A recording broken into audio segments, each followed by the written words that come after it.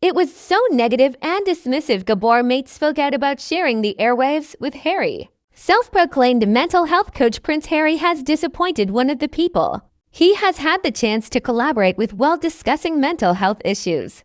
In order to promote his memoir, the Duke of Sussex hosted a live-stream conversation with Hungarian-Canadian author and clinical psychologist Gabor Mate in March this year.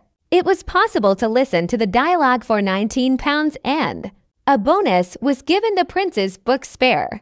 In fact, the prince was thus selling out his memoirs, which had already become a bestseller. But Gabor Mate was very disappointed with Harry's approach to their collaboration and said he regretted it.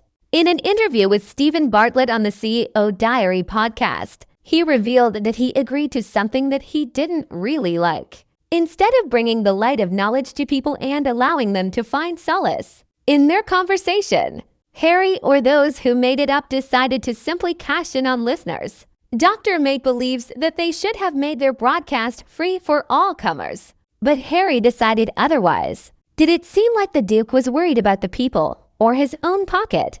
I kept feeling like I shouldn't agree to broadcast the way they decided, Mate said. It was set up so that people had to buy a copy of Harry's book to watch. And I thought that's unfair, for 1 million people have already bought the book. Why can't they watch this interview for free?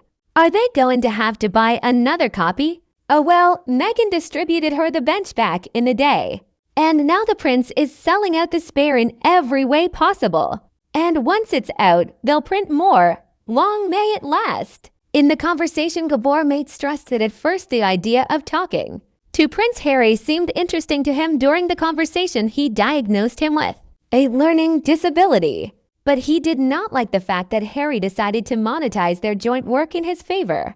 Apparently, the prince did not share the proceeds from the broadcast with Mr. Mate because viewers paid for Harry's book, and the doctor was not entitled to any money. About this, Mr. Mate did not elaborate, but said he regretted the collaboration. I agreed to something I didn't really like, Gabor Mate shared with Stephen Bartlett. It's not that I didn't like the idea of talking to him, Harry. It's that I didn't like the idea of paid access. And it made me feel like I lost myself just going along with it.